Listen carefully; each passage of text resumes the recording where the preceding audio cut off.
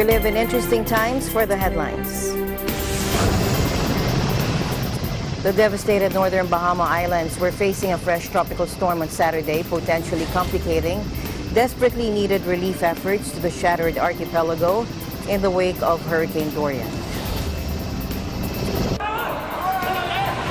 Fights erupted in Hong Kong, with political rivals trading blows in a mall and Beijing supporters using Chinese flags to assault opponents on a street, deepening the city's polarization after months of pro-democracy protests. Gridlock in Manila is costing lives as ambulances stuck in traffic face severe delays in the race against the clock to reach the city's hospitals. And INC members in Tokyo inspire audience with a musical evangelical mission.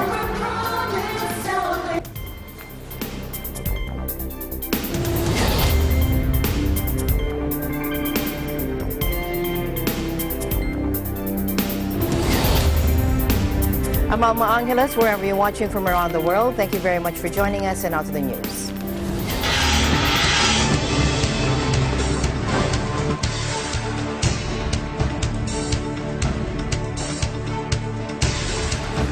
The devastated northern Bahama Islands were facing a fresh tropical storm on Saturday, potentially complicating desperately needed relief efforts to the shattered archipelago in the wake of Hurricane Dorian.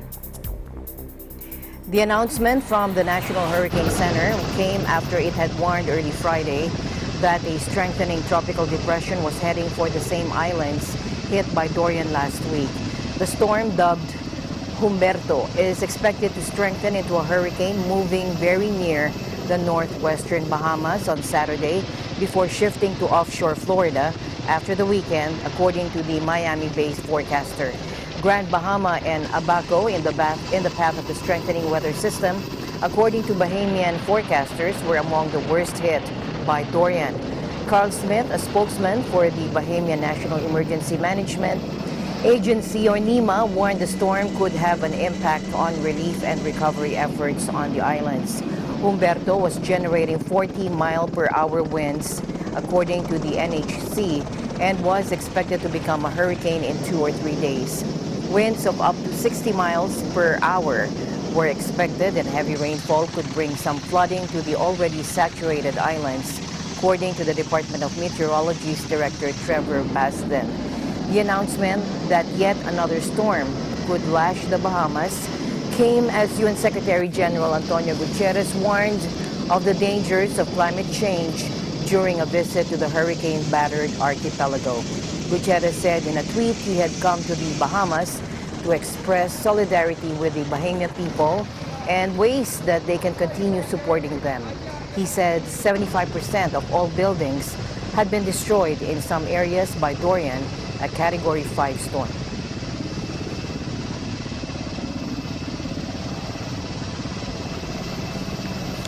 World leaders attending the upcoming UN Climate Action Summit are being urged to show up armed not with speeches but with plans to achieve carbon neutrality, reduce emissions, and improve adaptation. UN Secretary General Antonio Guterres issued a charge on Friday during a visit to the Bahamas, which continues to reel from the onslaught of Hurricane Dorian. UN agencies are on the ground to support relief efforts in the affected islands of Abaco and Grand Bahama. Speaking to journalists in the capital, Nassau, the UN chief expressed international solidarity with the government and people of the island nation. I'm here to express the solidarity of the United Nations and of the international community with the government and the people of the Bahamas after the unrelenting onslaught of Hurricane Dorian. And I bring our deepest condolences to those who have lost loved ones and our sympathies to the many others who have lost their homes and communities. Guterres also noted that the climate crisis has generated turbocharged hurricanes and storms, which are occurring with greater intensity and frequency. And without urgent action, climate disruption will only get worse, packing what he described as a, quote, triple punch of injustice. While the financial cost of Hurricane Dorian has not yet been determined, Mr. Gutierrez estimated it'll be in the billions of dollars. The financial cost of the damage caused by Dorian is not clear, but it will be in the billions of dollars, and the Bahamas cannot be expected to foot this bill alone. These new large-scale climate-related disasters demand a new multilateral response. Climate financing is one element. We must reach the target of $1 billion per year from public and private sources for mitigation and adaptation in the developing world, as rich countries have been promising for nearly a decade. And we must improve access to development financing.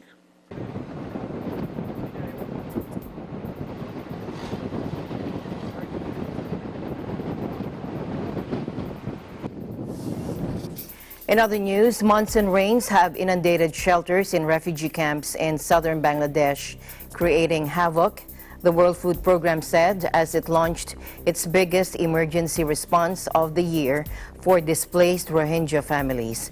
WFP spokesperson Hervé Verheussel said that 16,000 people had received food assistance in just 24 hours after flooding in Cox's Bazar that was much worse than usual. The flooding of this week was not one of those flooding that we often have and that we often talking about with you. That was something much bigger. The family lost everything because all was in the house was basically washed away. What they use as a bed or what they use to cook, or everything was basically lost. They have nothing to cook, they have nothing to sleep, most of their clothes have been lost. Basically, the little thing that they've rebuilt since they arrived in the camp was lost in one night of rain. It cost WFP $16 million every month to feed almost 900,000 refugees. Without continued support from the international community, the situation will be rapidly deteriorate. Host communities have also been badly affected, according to the WFP, with more than 800 people temporarily displaced by flooding now getting help. The mainly Rohingya refugees have been in Cox's Bazar since fleeing the Myanmar military in the summer of 2017. For the time being, the UN agency has supplies pre-positioned at strategic locations around the camps, which can be distributed quickly.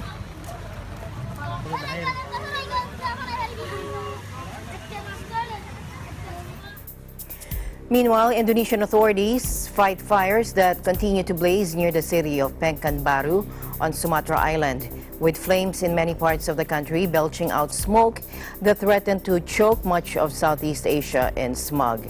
Illegal fires to clear land for farming are raging on Indonesia's Sumatra and Borneo Islands, with firefighters battling round the clock through charred forests and water bombing helicopters deployed to douse the flames. Dense smoke has blanketed Pekanbaru, a provincial capital on Sumatra, leaving the sky dark even at midday and residents fearing for their health. Smoke from the fires is causing intense haze and smog in the capitals Kuala Lumpur, Singapore, and part of southern Thailand. Borneo Island is also being affected. Now, the governor of smog-hit central Kalimantan on Borneo Island, which Indonesia shares with Malaysia and Brunei, said nearly 3,900 schools would be closed temporarily to protect students, with more than 9,000 shuttered in Sumatra. Meanwhile, visible haze cloaks Singapore's skyline but did not deter visitors from tourist hotspots.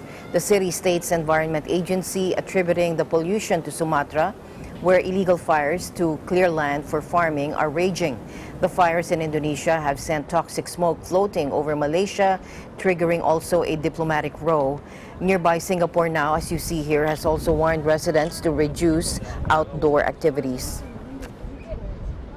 The air quality is not bad. Visibility isn't as good, and I do find, compared to when I was here 2 weeks ago, when it was much bluer, it's not quite as nice today.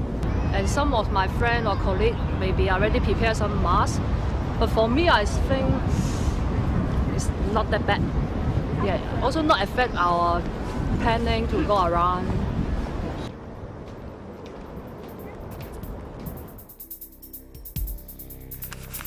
Floods in northeastern Thailand have submerged homes, roads, and bridges, leaving more than 23,000 people in evacuation shelters as anger grows over the government's slow emergency response.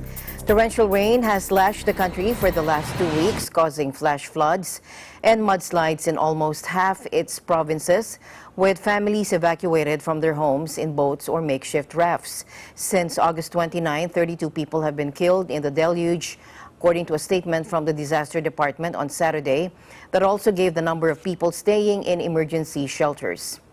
2 weather events are behind the widespread floods, the department said. Storm Podul and a tropical depression that formed over the South China Sea called Kajiki. Thailand's junta leader turned Premier Prayut Chan-o-cha tweeted on Saturday that he has told agencies to expedite assistance to those in the affected areas.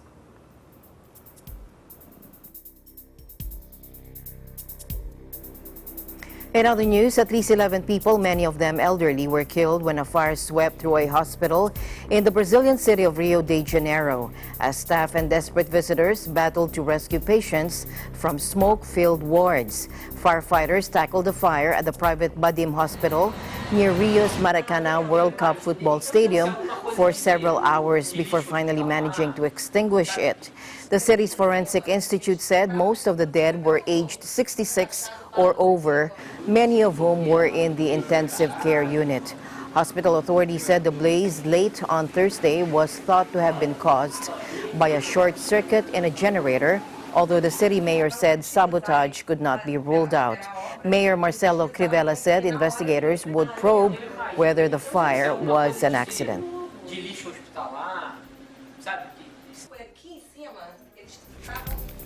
Gridlock in Manila is costing lives as ambulances stuck in traffic face severe delays in the race against the clock to reach the city's hospitals, according to medics.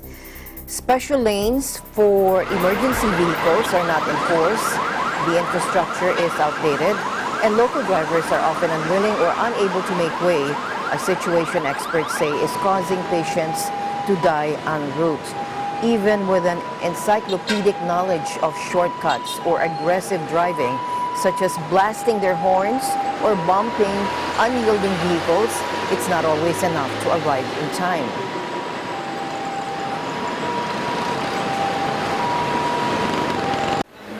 Biggest challenge is yung traffic talaga. Kasi kapag tulad dito sa SLEX, kapag nagkaroon ng aksidente rito, yung mga sasakyan slow down sila para usisain yung nangyaring aksidente. Ngayon, nagbi-build up ng traffic. Neither the government nor ambulance companies keep count of how many patients die in traffic each year, according to officials. But emergency medical workers in the city have many horror stories. Meanwhile, Joseph Lilo also said one patient died inside his ambulance after heavy traffic on a narrow road added 10 minutes to the journey from the patient's home to the hospital. Yung biyahe na dapat 5 minutes lang, inabot ng 15 to 20 minutes na nag-result sa nag-arrest yung pasyente doon sa loob ng hospital na dapat nasa more tinitreat na for more advanced treatment yung pasyente. The sheer number of cars on the roads is a major factor in whether ambulances can get their patients to hospital quickly. Ang mahalaga, bawat minuto talagang mahalaga dito, lalo na kung ang sitwasyon nga ng pasyente yung grabe na kailangan dalhin sa ospital na anak ko sa Maynila. Kahit gusto nang tumabi, hindi ko makapabi. Kasi maliit ang kalsada, ang laki naman ng aming ambulance. Home to 13 million, there is nearly 1 vehicle registered per person. The resulting gridlock cost the city $67 million daily in lost productivity, according to a 2017 Japanese government-run study. Now, neither the government nor ambulance companies keep count of how many patients die in traffic each year. These problems come as Manila's population has roughly doubled since 1985, and its infrastructure has not kept up. Its limited system of commuter rail is augmented by jeepney, minibuses, and millions of cars.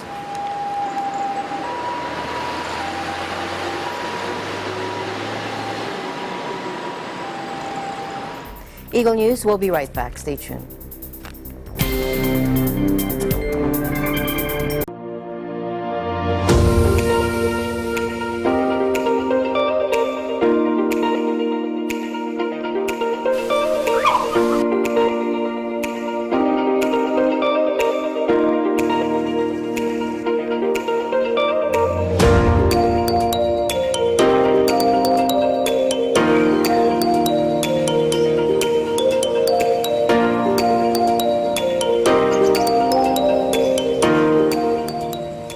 Visiting the Philippines, Manila or Quezon City is a popular destination.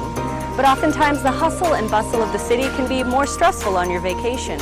So when you feel the need to reconnect to nature or relax again, there's a beautiful oasis just outside of the city called the Garden at Ciudad de Victoria.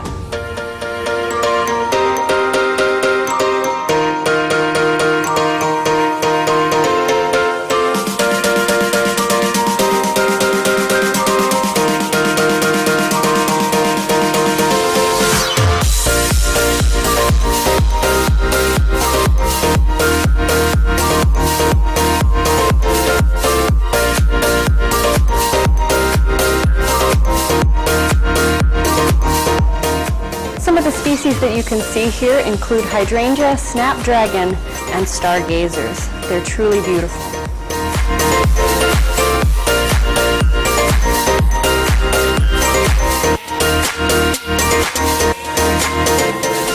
The gardens at Ciudad de Victoria are so peaceful, tranquil, and beautiful that it's become a haven for young couples and a very popular venue for engagement photos.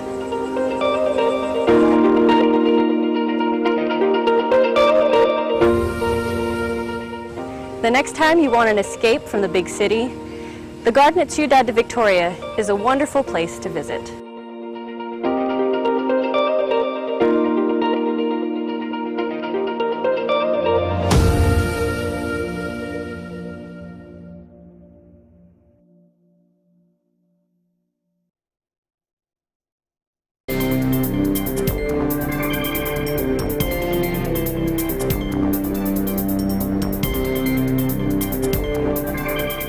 Australia battled to contain more than 100 bushfires in the east of the country. Firefighters launched, quote, Herculean efforts to save homes from destruction.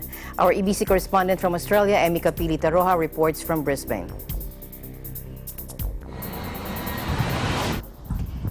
There has been an ongoing massive bushfire incident in the state of Queensland as well as in the areas of New South Wales that started last Sunday. In the press briefing that has been made by the acting Premier Jackie Trad, the Treasurer of the Ministry for Aboriginal and Torres Strait Island Partnerships, this morning she emphasized that the community should listen to the only sources of truth, hereby the authorities, Queensland Police and Queensland Fire and Emergency Services. A lot of areas or communities are affected, mainly in southeast Queensland, including Sunshine Coast, and in the town called Perigian, around 400 people were already evacuated to their respective evacuation centers. The acting premier also mentioned that there has been more than 80 fires in the state and is being aggravated by the windy and high humidity weather conditions that is being felt all throughout the state at the moment. As of last night, more than 300 deployed firefighters are on the ground battling this crisis situation. Thereby, only little or reduced fatalities has been reported as they continue to battle the ember storm engulfing the communities of the bushfire areas. The Bureau of Meteorology also mentioned that there will be tricky weather conditions in the next few days. We will be expecting higher temperature at the end of the week with dry winds picking up midweek, but will also hopefully decrease at the end of the week. However, smoke in the areas, especially in southeast Queensland, will still be evident for the rest of the week. fire danger rates are hopefully expected to reduce because of thorough planning and preparations. These have helped them during their preemptive actions. The fire is still not over at the moment, and continuous assessments of the fire situations are being done. Around 300 assessments from the different fire locations have already been done, and so far 17 houses were fully damaged across Queensland. In total, for both full and partial damages, around 84 houses were accounted for. The numbers will truly change as the day goes on, so we are also monitoring the updates from the different various government agencies. The Queensland Police also created a task force, namely Task Force Overcross, to investigate the current fire conditions.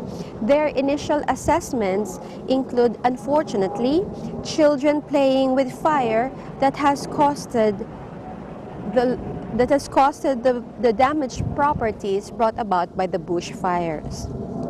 They have been urging also the parents to talk to their children about the safety of fire hazards so as to avoid such massive events like this in the future. Initial assessments also include some purposeful and reckless actions that has led to these massive bushfires in the state. Again, from the Queensland Fire and Emergency Services, last night around 1,000 volunteers and firefighters have been involved already in the crisis. This has been very intense and trying circumstances, and the government is applauding all the volunteers and firefighters for their Herculean effort to save lives in this massive bushfire event. As this is a developing story, more stories and details will be shared to you later as we deliver news from the Eagle News Australia Bureau. Reporting from Brisbane, Australia, this is Emmy Capilita Roja, and I am one with 25. Also this week, a powerful typhoon that battered Tokyo overnight with record winds killed 3 people. As canceled trains caused commuter chaos, more than 100 flights were also scrapped, leaving thousands stranded. Here's Dennis Liu for the report. One of the strongest typhoons that hit Japan Kanto region left 3 dead, 1 missing, and over 50 injured. According to police reports, an 87-year-old man died after a tree toppled on him as he was removing fallen trees on a mountain in Otaki, Chiba Prefecture, east of Tokyo. Another report also mentioned a woman in her 50s died after being blown off her feet and into a wall in the capital Setagaya ward in eastern Tokyo. A 47-year-old man in Kanagawa Prefecture, south of Tokyo, was also reported dead after falling off from a height. The police said the civilian was fixing a power generator at the Maritime Self-Defense Force in Yokosuka Base. A woman in her 20s suffered serious injuries when a tall fence of a golf driving range collapsed onto residences in Ichihara, Chiba. 17-year-old boy went missing at a beach in the same prefecture. About 14,000 people were stranded at Narita Airport on Monday night as the public transportation system connecting the airport and metropolitan area was suspended, the Narita International Airport Corporation said. Airport officials provided travelers with blankets, sleeping bags, and crackers. The airport extended operations by 2 hours, until 1 a.m. on Tuesday. Some Japan Airlines international flights from Guam and Manila were moved to Haneda Airport due to congestion at Narita. Winds up to 209 kilometers per hour were reported on Kozui Island in Izu, 207 kilometers per hour in Chiba, and 156 kilometers per hour at Haneda Airport, all breaking records according to the Japan Meteorological Agency. Reporting from Western Tokyo in Japan, this is Dennis Lu for Eagle News International, and I am 1 with 25. Fights erupted in Hong Kong on Saturday with political rivals trading blows in a mall and Beijing supporters using Chinese flags to assault opponents on a street, deepening the city's polarization after months of pro-democracy protests. The once stable international hub has been convulsed by weeks of huge, sometimes violent rallies calling for greater democratic freedoms and police accountability. The movement is the biggest challenge to China's rule since the city was handed back by Britain in 1997 and shows no sign of ending, with city leaders and Beijing taking a hard line. Fights have begun breaking out with increased frequency after pro-democracy supporters began holding impromptu sing-alongs of a popular protest anthem. And as pro-Beijing supporters meanwhile have held rival gatherings to sing China's national anthem. In the district of Fortress Hill on Saturday, a group of men, many waving Chinese flags and wearing blue t-shirts declaring "I love Hong Kong police," attacked people perceived to be pro-democracy protesters. Multiple videos posted online showed the group of men assaulting largely younger victims with large flags on rolls and with punches and kicks as terrified onlookers ran away. Hong Kong police didn't respond to a request for comment on the incident. Fortress Hill is next to the North Point, an area of the city where similar mob attacks by government supporters have occurred this summer, and which has long been a bastion of pro-Beijing sentiment. Fights later broke out between pro-China, pro-democracy supporters in Amoy Plaza, a shopping center on the other side of the harbor.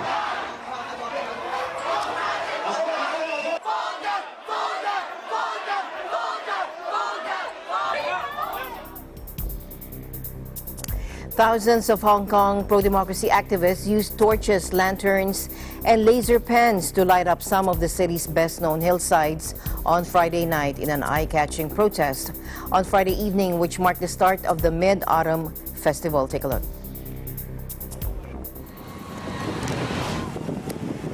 Throughout the evening, thousands of activists with torches on their heads hiked up the hill trails leading to the top of Lion Rock, which overlooks the sprawling skyscrapers of the city's Kowloon district, one of the most densely populated places on Earth. They also gathered to form a long human chain on the peak, a popular tourist spot which offers picture postcard views of Hong Kong and its dramatic waterfront. Both groups, whose lights were visible to each other across the harbor, chanted slogans and sang "Glory to Hong Kong," an anonymously penned protest anthem which has gone viral in recent days. Other crowds gathered in parks across the city and along the harbor front, shining mobile phone lights, lasers, and lanterns. Hong Kong has been battered by nearly 100 days of protests, sparked by a now abandoned plan to allow extraditions to the mainland. Well, I do think the first achievement is that we are at 100 days of protest. I don't think anybody would have expected that or seen that this would escalate to the point it has. I really think that one of the key achievements has been to mobilise so many different elements of Hong Kong society. It's fairly unusual to see protesters that include lawyers or accountants alongside activists and students. I also think they've managed to attract the attention of the world on Hong Kong. I think Hong Kong has always been an international city, but for commercial reasons, and nobody really expected it to turn into a centre of such political crises. After local leaders in Beijing took a hard line, the movement snowballed into wider calls for democracy, police accountability, and a halt to eroding freedoms in what is the greatest challenge to Beijing's rule since the 1997 handover. Millions have taken part in huge, largely peaceful demonstrations, but smaller groups of hardline protesters have fought increasingly violent battles with riot police. And they've even vandalized subway stations in scenes that have sent shockwaves through the once stable financial hub. The city is now deeply polarized, with fights frequently breaking out between different political camps. There's certainly the issues that have been seen with the Hong Kong police force, or some of those police that have been disproportionate in their use of force, images of police tackling high school students to the ground, I mean, that is something that is being beamed around the world and reflects, I think, a government that is insecure and potentially unable to deal with this sort of a situation. Carrie Lam told that gathering that she doesn't know what policy levers are available to get the public back on side. And this is, I think, symptomatic of a broader issue where even though the political elites and the business classes of Hong Kong have been co-opted by Beijing and are very much beholden to Beijing, the majority of the population of Hong Kong are now disillusioned and disengaged from mainland China. City leader Carrie Lam made the surprise move last week to fully scrap the Loth extradition law. But the gesture was dismissed by protesters as too late, too little. China says Hong Kong is now its internal affair. It says it's committed to the one country, two systems arrangement and denies meddling in Hong Kong's affairs. China is eager to quell the unrest before the 70th anniversary of the founding of the People's Republic of China on October 1. It has accused foreign powers, particularly the United States and Britain, of fomenting the unrest. Britain says it has a legal responsibility to ensure China abides by its obligations under the 1984 declaration. So then you have to consider what options are there for Beijing in this. The protests at the moment are a big problem for them, especially given the state of the economy, especially given the ongoing trade war and the other risks in the Chinese system. I think they can choose to continue to do what they're doing, which is to drive a wedge between the more radical protesters and the rest of the Hong Kong population.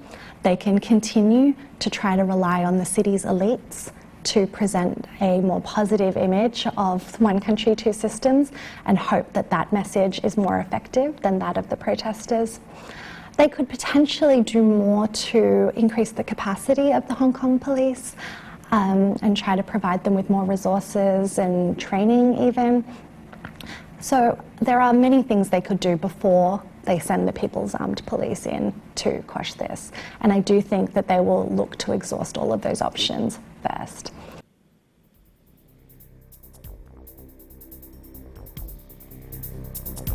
Seeking to build up support for Hong Kong's pro-democracy movement, activist Joshua Wong called on the international community to stand with it.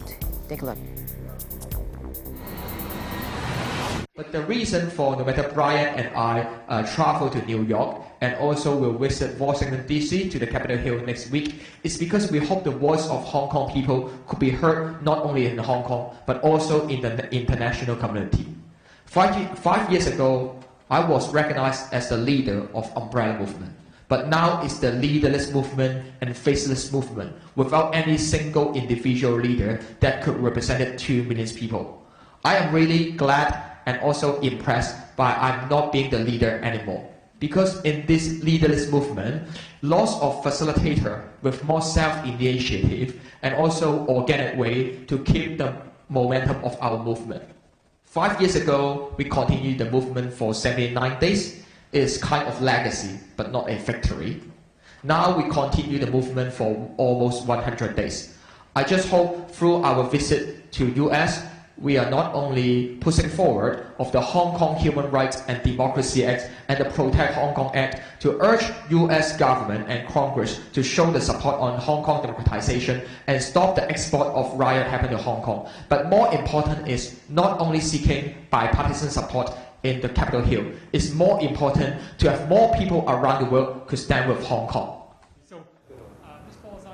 The 22-year-old called on American politicians to pass a bill expressing support for the pro-democracy campaign during a speaking engagement in New York, a few hours after arriving in the United States. Wong arrived in the U.S. after visiting Germany.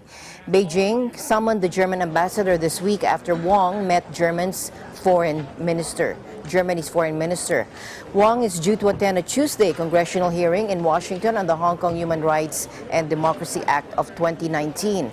He will meet Republican Senator Marco Rubio, a vocal critic of China, who introduced the bill in June, but it's not clear if he will meet anyone from Trump's administration yet. Hong Kong protesters have been increasingly calling for help from the U.S. in recent weeks. On Sunday, thousands of demonstrators, some waving American flags, marched outside the U.S. consulate in Hong Kong.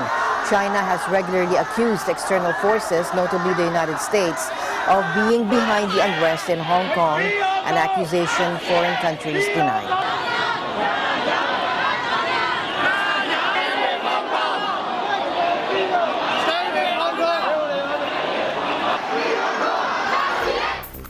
In other news, actress Felicity Huffman was given 2 weeks jail time for paying bribes to help her daughter gain admission to a prestigious American university, the first high-profile figure to be sentenced in a cheating scandal that rocked America.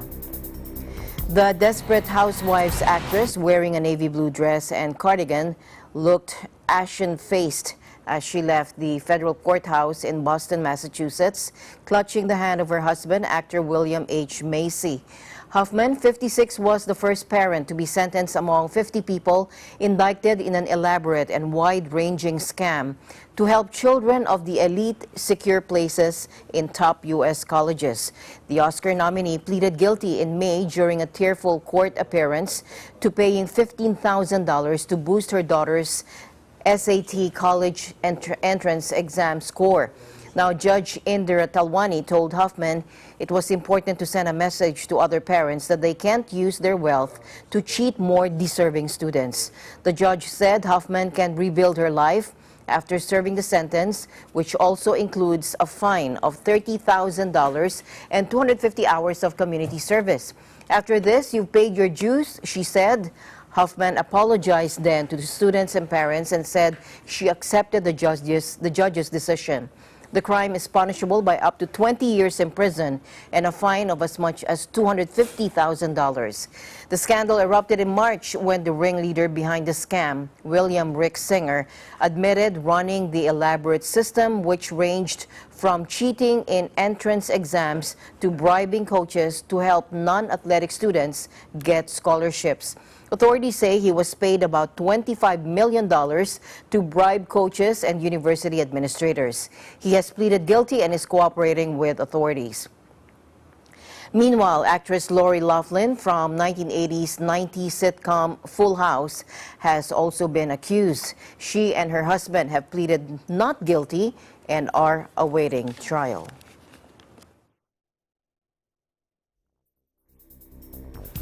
In other news now, in Oakville, in Canada, members of the Church of Christ took time off from their busy schedules to express their support for the men and women in uniform who put their lives on the line for the safety of their community. Here's his Rex Adam for the report. Members of the Iglesia Ni Cristo Church of Christ from the local congregation of Burlington conducts another successful Police Appreciation Day, this time with the Halton Regional Police Force in the town of Oakville. The town of Oakville is a vibrant lakeside community under the jurisdiction of Halton Region and is part of the Greater Toronto Area. In line with the global simultaneous INC giving projects, the volunteers in this part of the world are actively involved in giving back to the community projects such as this. Whenever we have an activity like INC giving, I wanted to be part of that because I want to show that I care and I love the people who works for our community. Today, they are recognizing the Oakville Police Force for their tireless devotion to public service and for continuously creating a positive impact to the lives of the residents.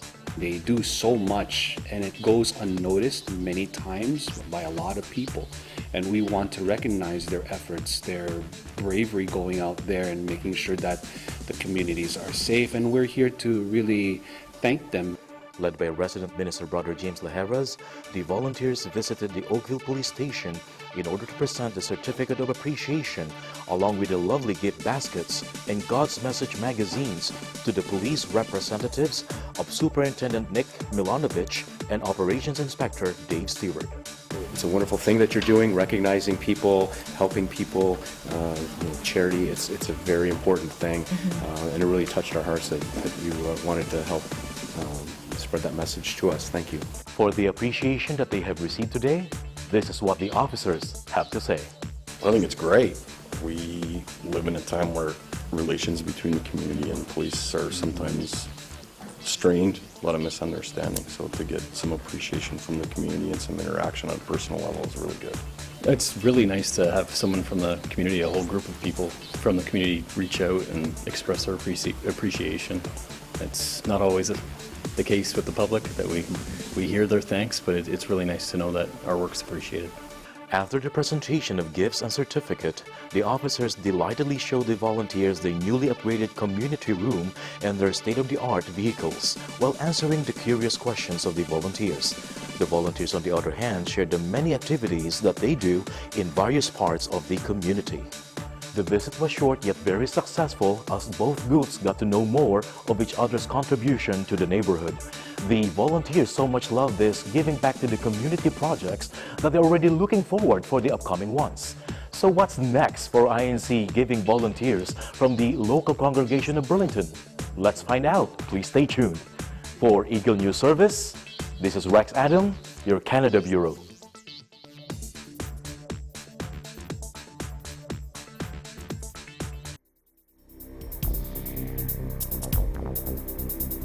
Thank you, Rex. Eagle News, we'll be right back. Stay tuned.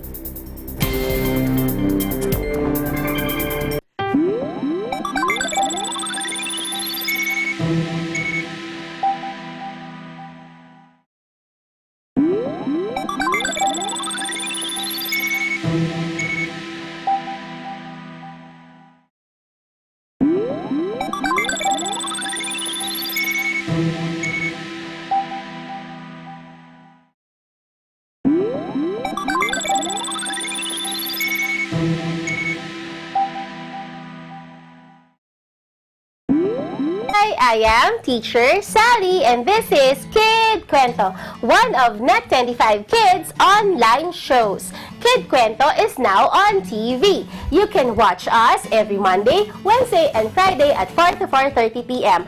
Also watch Anong Sa Inyo with Ate DJ every Tuesdays and Thursdays at 4 to 4:30 p.m. Sa Kid Kwento, ang aming motto ay, let's all read to succeed! Hooray! Kita-kita tayo ha! Bye-bye!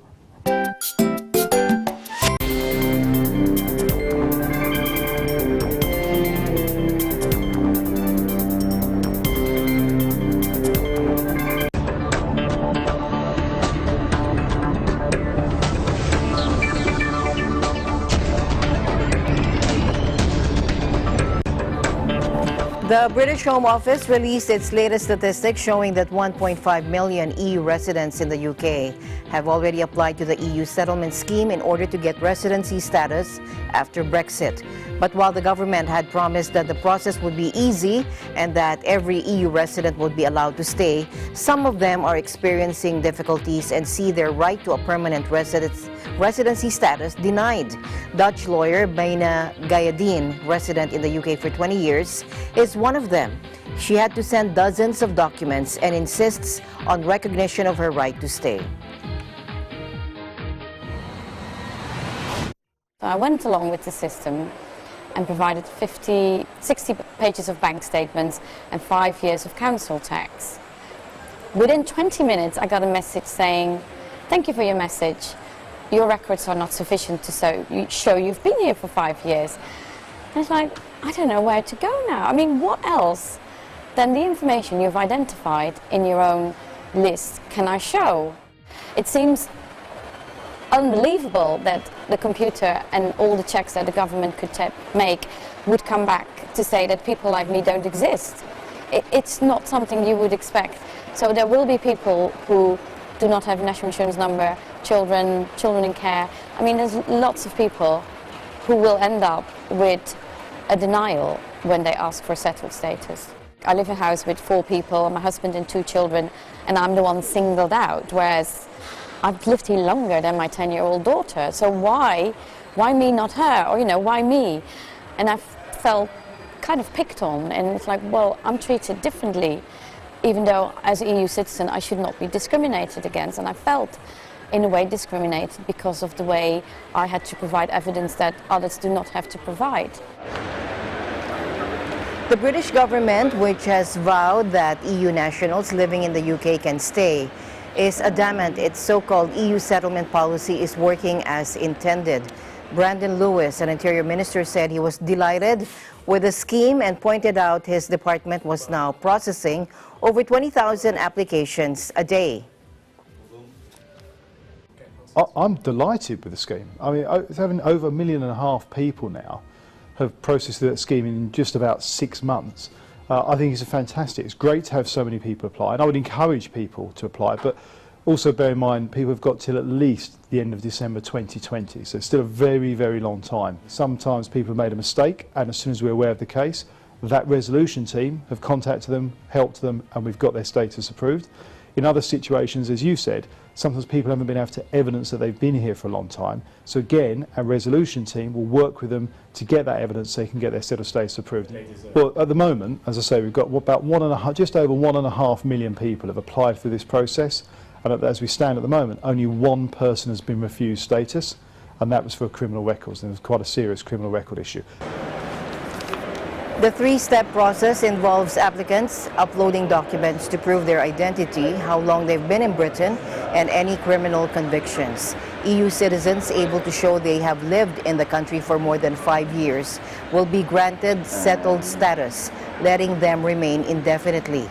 Those in the UK for less time will be given pre-settled status, allowing them to apply for the permanent status once they have clocked up the requisite 5 years. Some will be hoping that the British Parliament's attempts to delay Brexit beyond October 31st will succeed. There are thought to be as many as 3.5 million EU nationals in Britain who have until the end of 2020 to lodge their applications. Updated Interior Ministry figures released on Thursday show that more than 1.5 million people have already applied, 300,000 in August alone.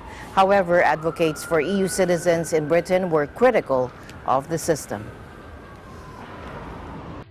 What concerns me looking at the figures is that, okay, almost 300,000 people applied last month, but from those people, a third, so almost 100,000, have their application in the backlog.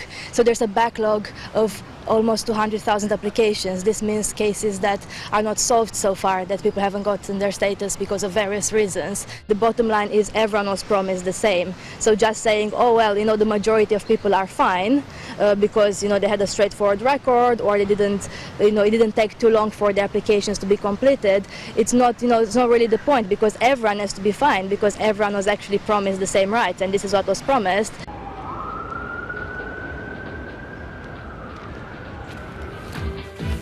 PayPal is cautious about the future of Facebook-backed cryptocurrency Libre, which is slated to debut with the pioneering digital payments firm as part of its oversight association.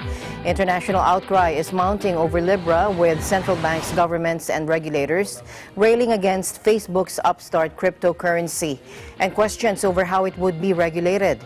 The social media giant unveiled plans in June for Libre, which will roll out in 2020 to be backed by a basket of currency assets to avoid the wild swings of Bitcoin and other virtual units. It's a non-binding commitment, PayPal Investor Relations Vice President Gabriel Rabinovich said on Thursday of the California-based company signing on to the Libre Association. The nonprofit Libre Association, based in Geneva, will oversee the blockchain-based coin, maintaining a real-world asset reserve to keep its value stable.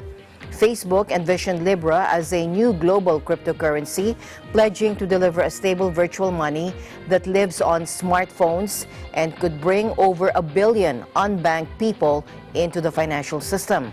Hundreds of billions of dollars are transferred annually between migrants and loved ones in their home countries, and PayPal is a player in that sector.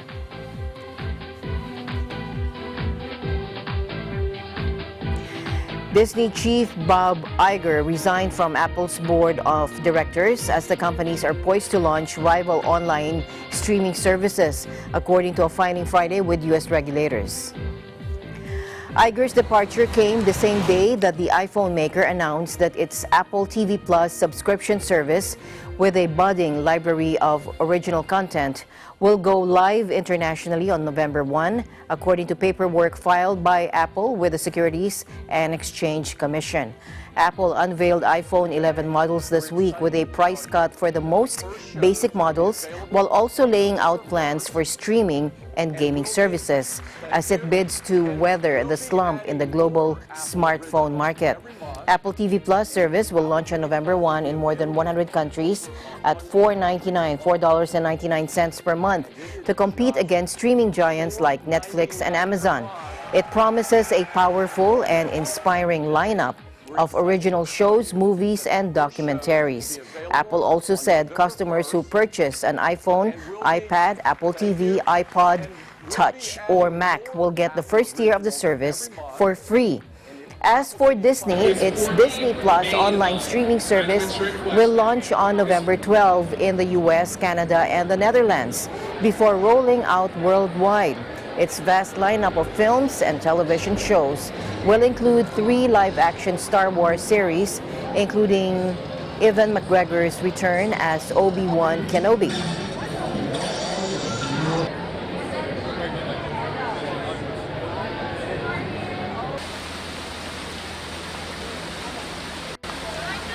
There you go. There's a whole group of them. You guys look awesome.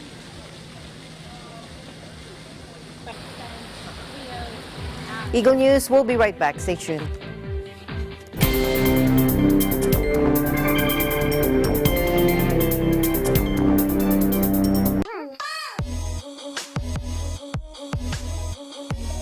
I am here at Gastown, which is a National Historic Site in Vancouver, British Columbia. Located in Vancouver's oldest neighborhood is the steam-powered clock, which is Gastown's most famous landmark.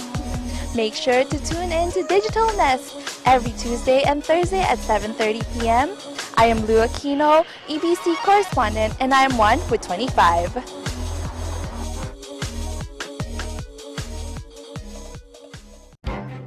Events happen around us all the time, in our community, in our country, around the world.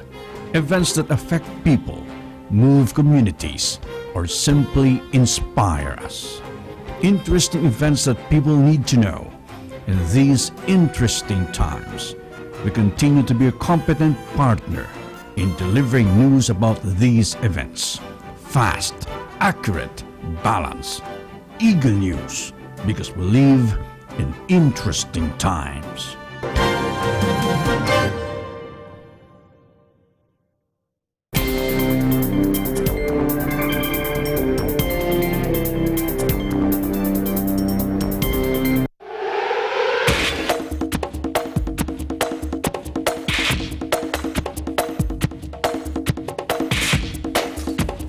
On the side of health and fitness, let's head on to Florida, where our Eagle News correspondent Angelo Corpus takes us around the Tampa Bay Fitness Expo. Angelo? Hey friends, fitness is an important aspect in life. Some do it leisurely and some live by it. Here at the Tampa Bay Fit Expo, we're going to explore the various events that will test the contestants' physical strength and endurance. Don't want to keep you guys waiting. Let's go!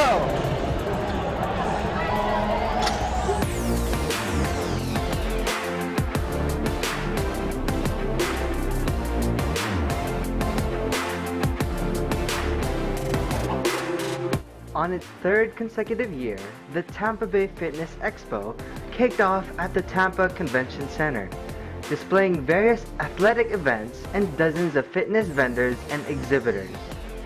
We saw great displays of wellness, supplements, apparel, and nutrition at this expo.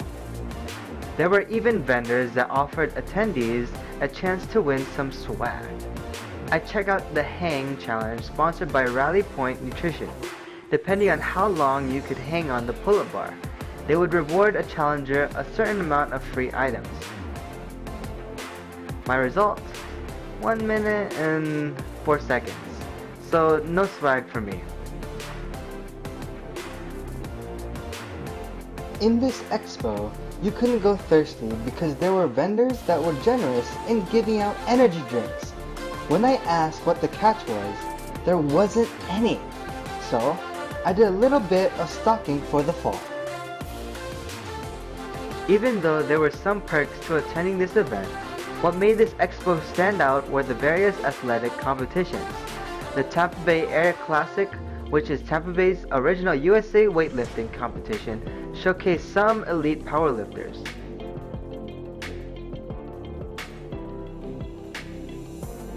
Across the hall was the U.S. Powerlifting Association Florida State Championships. There was even a showcase of martial arts by Fuji, who sponsored the Brazilian Jiu-Jitsu Tampa Championship. We also checked out the Strength Camp Challenge, which was an open challenge to hybrid athletes to determine who would be the baddest. This has been growing every single year. Every single year we have more people competing, more people coming to watch, so it'd be amazing to get to a 100-athlete competition. We asked some of the winners of the Strength Camp Challenge what they took away from this event.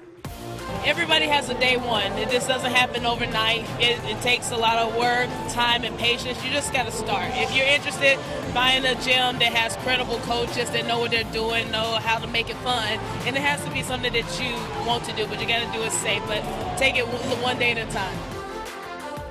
I enjoy the people. It's the camaraderie, really, for me. The trophies, yeah, they're nice, but coming out and meeting especially the novice guys and helping them, it actually, it's kind of a driving force for a lot of us older guys that have been around for a while.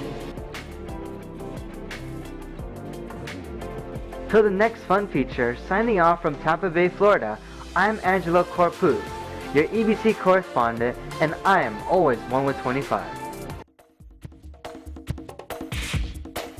Thank you, Angelo. Meanwhile, Jane Rogel takes us to Tokyo, Japan for a musical treat with a difference. Jane?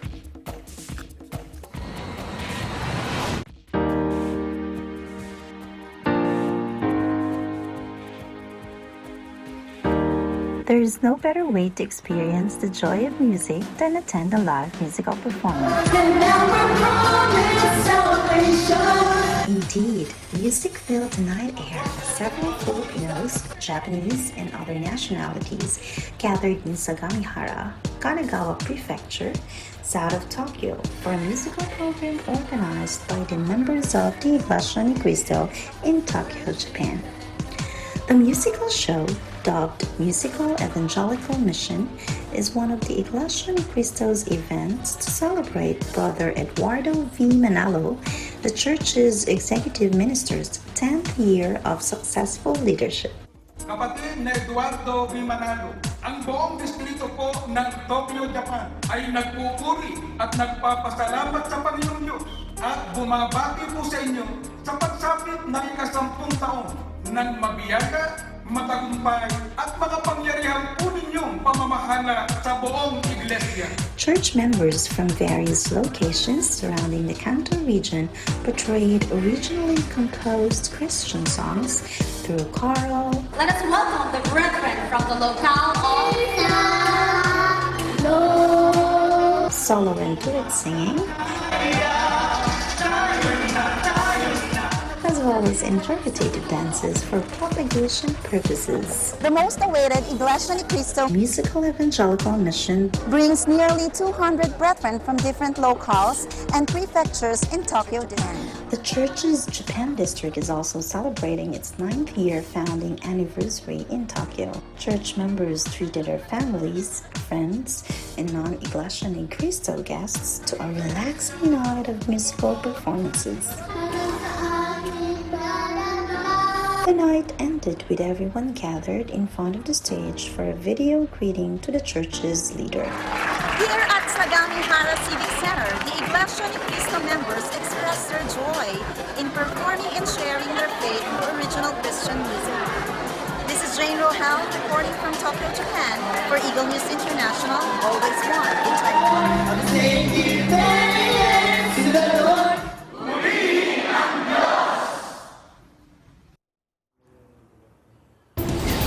Thank you, Jane Rohel from our EBC Japan Bureau. And that's it for tonight's broadcast. I'm Alma Angeles, always one with 25. Good night.